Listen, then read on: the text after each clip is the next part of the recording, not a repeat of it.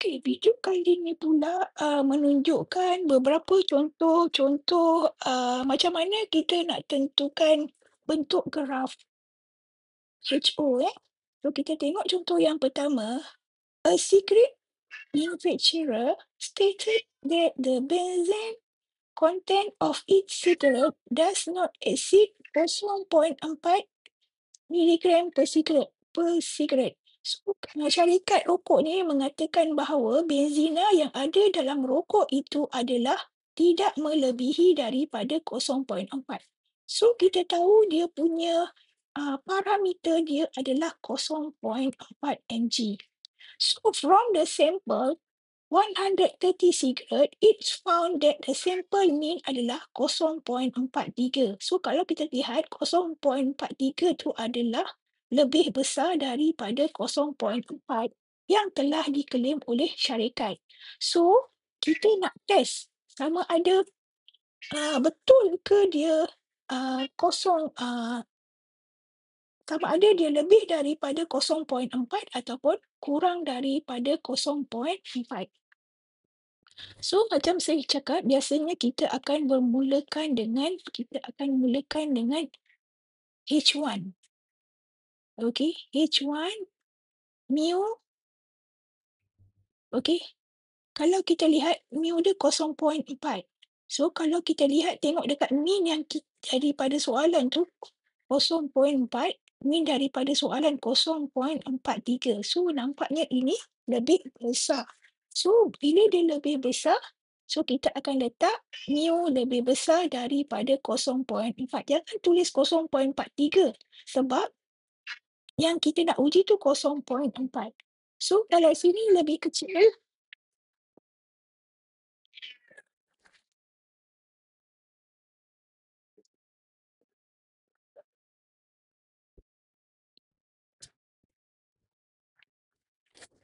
so kalau situ H1 lebih kecil, so H null equal to mu lebih besar sama dengan 0.4. Okey, lebih kecil sama dengan 0.4. So, betul lah daripada kenyataan yang dekat sini kan. So, not exceed 0.4 cigarette. So, bila kita dah tahu bentuk ni, daripada sini, so kita nak uji hipotesis yang ini sama ada betul ke dia lebih kecil sama dengan 0.4. Okey, sama ada kalau kita nak kekalkan, so dia akan jadi not reject. Dan satu lagi, reject. Kalau reject, memang mu ni lebih besar daripada 0.4 lah. Kalau not reject, betul lah mu lebih kecil daripada 0.4. So, ingat balik daripada video yang sebelum ni saya terangkan, kita akan buat satu graf yang berkaitan dengan HO. Okey, ini adalah graf HO. Okey, kat sini adalah dia punya Z dia. Okey, kalau kita tengok ni lebih kecil kan? So, bermaksud lebih kecil itu sebelah, lebih kecil tu sebenarnya dia arah ke kiri. So, bila arah ke kiri, ini kita anggap dia sebagai do not reject. So, yang sebelah sini, dia akan jadi reject. Okey, fahamkan dulu bentuk ini. Fahamkan daripada soalan.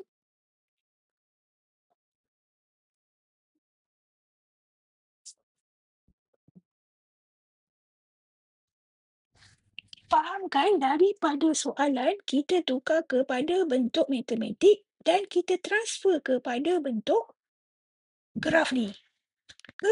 Dua step ni sangat penting untuk kita nak mengira hipotesis tu nanti. Okey. So, kita pergi lagi contoh soalan yang kedua. A supervisor claims that the mean number, purata number rejected item yang di-reject can be decreased, berkurang in manufacturing process by using robot instead of human. So, supervisor tu claim. Dia kata kalau pakai robot,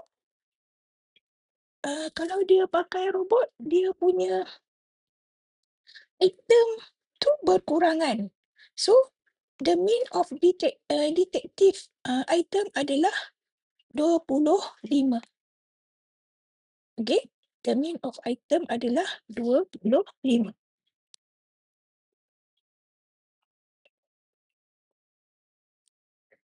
So, kat sini dia kata,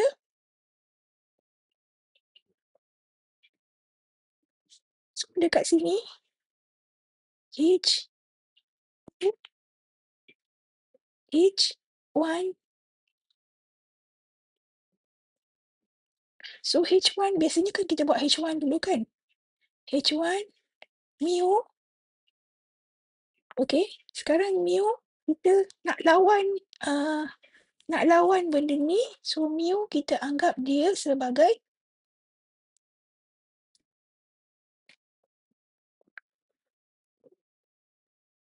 manufacturing using robot of human. Okay, so dia akan jadi lebih kecil daripada 25. Okay, so yang ini pula H nal titik 2 bertindih mu. So yang ini bila dia lebih kecil, dia cakap mesti berlawanan lebih besar daripada 25. Tapi dia sentiasa, antara dua ni memang sentiasa berlawanan.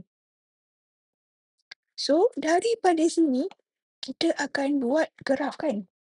So, graf yang kita buat, okay. So, ini adalah Z. So, bila dia lebih besar, jadi positif. So, kita nak ke sana banyak yang positif. So, yang ini adalah not reject. Dan sebelah sini adalah reject. Bahkan dulu yang ini. So, kalau sebelah sini jatuh je dekat mana-mana sini-sini nilai-nilai sini, kita akan cakap HO ni kita not reject. So, kalau jatuh dekat HO not reject tu, memang betul lah. Dengan penggunaan robot tu,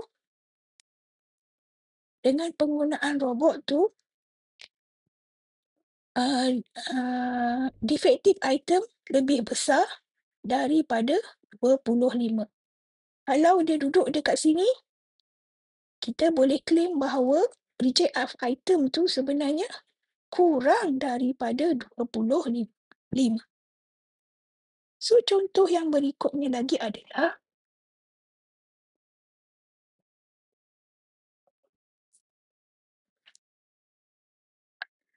a car manufacturer claim that the average fuel efficiency of its new model exactly 15 km per liter. So, satu syarikat kereta mengatakan bahawa purata penggunaan penggunaan minyak bagi model tersebut adalah lebih kurang ataupun exactly 15 km. So, researcher want to test, betul ke mean fuel ni betul-betul 15 km per liter. So, dekat sini ada exactly sahaja. Tak ada sebut less than ke, more than ke, tak macam yang kat sini. Ada decrease ke. Okey, bila dia tak ada sebut apa-apa, sama ada lebih kecil atau lebih besar, automatik sebenarnya kita tahu dia ni adalah jenis sama dengan macam ni. So, kita tahu bahawa H0,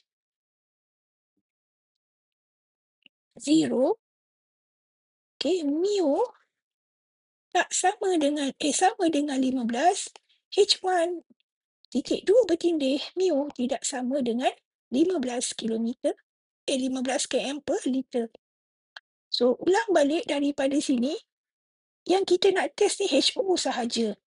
Sebab kesan daripada HO nanti yang ini akan terbukti juga. So, bila buat HO, so ini ada graf dia. So, sini Z, kita akan ada dua region.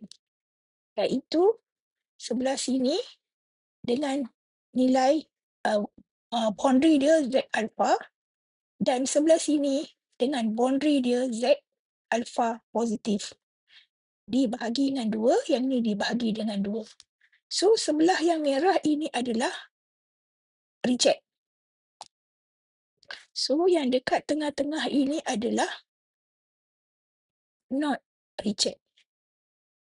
Okay. So, fahamkan bahawa bila dah dapat soalan, ni step yang pertama, step yang pertama, step yang kedua, kita tukar dia ke dalam bentuk matematik, dan ini adalah, dan seterusnya, step yang ketiga, kita nak tukar dia kepada bentuk graf. Okey? Dan akhir sekali, kita tengok contoh akhir sekali. A researcher thinks that if a pregnant woman consume albumin ni dia makan ubat albumin, pil nama dia, the weight of baby will increase. Okay, dia kata researcher think kalau ni boleh meningkatkan kadar kelahiran, kadar berat baby. Okay, kalau dia orang yang pregnant consume albumin pill ni, so berat baby akan meningkat. So the average birth weight of the population is 3.5. Okay. So dekat sini ada perkataan increase. Increase ke, decrease ke. So kalau increase, decrease, so dia akan gunakan yang lebih besar ataupun yang lebih kecil, lebih kecil. So kalau dekat sini, so dia punya hipotesis dia kena buat dulu. Okay. Okay, H0 pula. H1 dia punya alternatif dia akan mengikut kepada apa yang kita nak uji. So, kita boleh katakan kalau makan pil albumin tu boleh menyebabkan baby berat dia meningkat lebih daripada 3.5. So, yang H0 pula, mu kalau lebih besar, dia akan lebih kecil sama dengan 3.5. Dia H0 ni dia memang selalu melawan H1. H1 ni adalah apa yang kita nak buktikan daripada kesan. Kat sini dalam hal ni kalau kita tengok kesan dia adalah sebenarnya albumin tu. So, apa yang kita nak lihat sebenarnya, adakah kesan albumin ni boleh menyebabkan berat baby 3.5. Jadi biasanya itulah yang akan menjadi kita punya asas. Okey, bila kita dah dapat bentuk ni, so kita akan buat dalam bentuk nak menguji HO dekat sini. Sama ada HO ni di accept, not reject ataupun reject. Okey, kalau kita tengok dia dekat sini kan, dekat HO, mu lebih kecil sama dengan. Bila lebih kecil sama dengan, dia akan duduk macam ni. Sebab dia nak buktikan yang sebelah sini. So, ini akan jadi not reject. Yang sebelah sini, dia akan jadi reject. Dan dia punya garisan di sini, di bawah border, Z alpha positif. Right? So, untuk latihan nanti, daripada yang ini, awak tukar kepada bentuk matematik, lepas tu tukar dia kepada bentuk graf.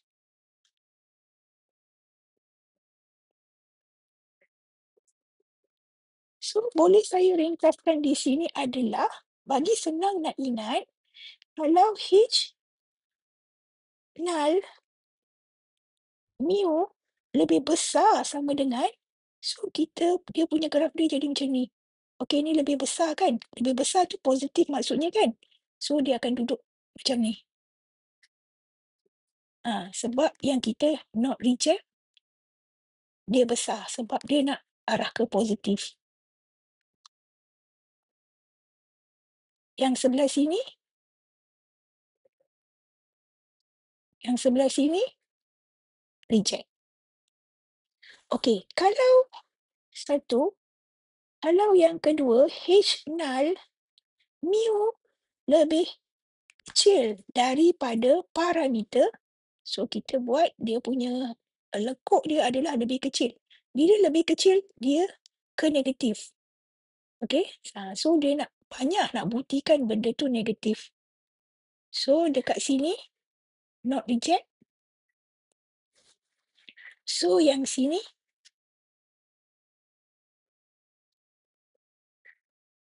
reject.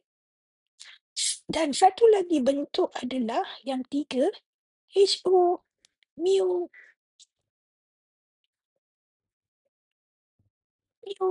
sama dengan parameter. Kalau sama dengan parameter, senang. Dia ada dua side. Dua side kita panggil two tail dengan one tail. Ini maksudnya ni adalah jenis two tail. Okay, ini adalah one tail. Okay. So, ini kawasan ini adalah kawasan reject. Okay, ini adalah reject. So, dan yang tengah-tengah ini adalah not reject.